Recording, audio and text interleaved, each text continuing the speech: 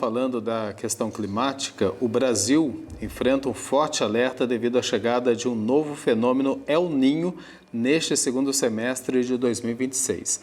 A mudança climática aumenta rapidamente, diretamente, o risco de uma nova explosão de casos de dengue.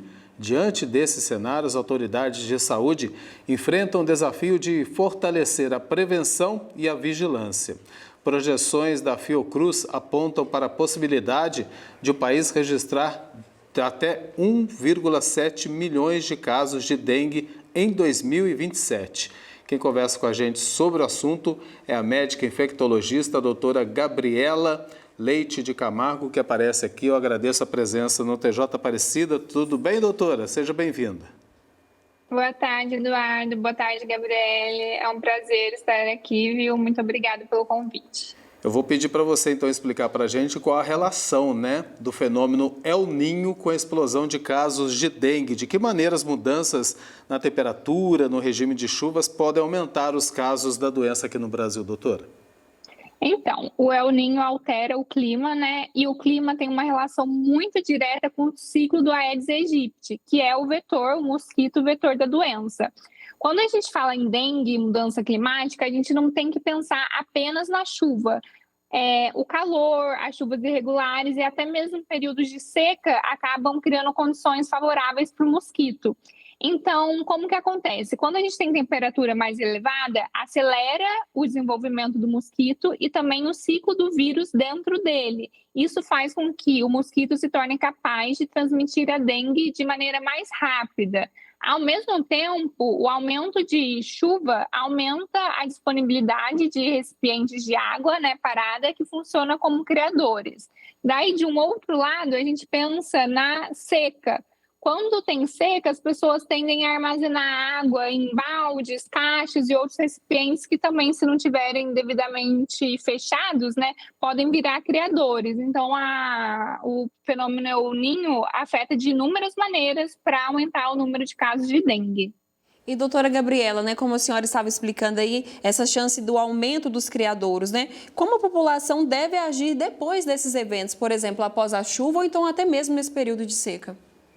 Então, depois de uma chuva intensa, é fundamental que as pessoas façam uma verdadeira varredura dentro e ao redor da casa. Então, a chuva passa, mas o risco pode ficar no quintal, costumo falar.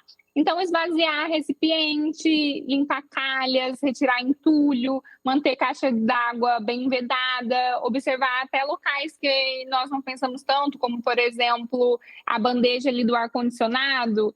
Então, são pontos bem importantes. Doutora, agora... Pois não, pode continuar, doutora, por favor. Só ia falar que outra coisa importante é que os ovos do Aedes, do mosquito, eles são bem resistentes. Então, é importante não apenas tirar a água, mas muitas vezes também lavar e esfregar bem a parede dos recipientes. Cada um tem que cuidar da sua casa, do seu quintal, da frente da sua casa, todos são responsáveis, E isso não é de hoje, é de um tempo já em que o Brasil vive essa grande epidemia. Agora, perguntar para você, a projeção chama atenção, 1,7 milhão de casos de dengue em 2027, representa um alerta, doutora, para as autoridades de saúde aqui no Brasil? Sem dúvida, essa projeção da Fiocruz, feita pelo Infodengue, é um alerta e a gente tem que utilizar essa projeção a nosso favor. Então, vamos antecipar um possível cenário e nos preparar. De que forma? Essa informação chega para a gente poder agir antes do aumento da transmissão. Então, tendo todos esses cuidados que a gente acabou de falar e também a nível de políticas públicas, vacinação das populações contempladas e preparando a rede de saúde para receber as pessoas afetadas com a doença. E, doutora, então, quais estratégias, tanto assim do poder público, quanto também cada cidadão pode adotar para reduzir o impacto da dengue nos próximos anos? A senhora estava até comentando de lavar o recipiente, basta só com água, sabão neutro, se a senhora puder explicar para a gente também.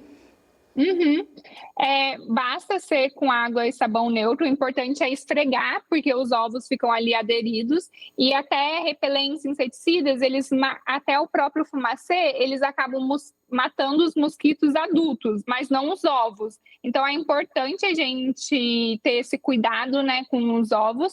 E em questão de estratégias, nós precisamos agir em várias frentes ao mesmo tempo. Então, primeiro, a gente tem que ter uma vigilância epidemiológica forte, que seja capaz de identificar rapidamente o aumento de casos e intensificar o controle do mosquito, inclusive utilizando novas tecnologias. Nós temos tecnologias com mosquitos, que são mosquitos modificados geneticamente. Nós temos uma série de tipos de tecnologias que podem ser usadas.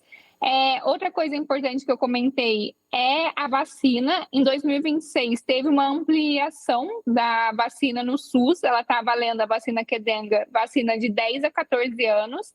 E no sistema privado, ela vacina dos 4 aos 60 anos.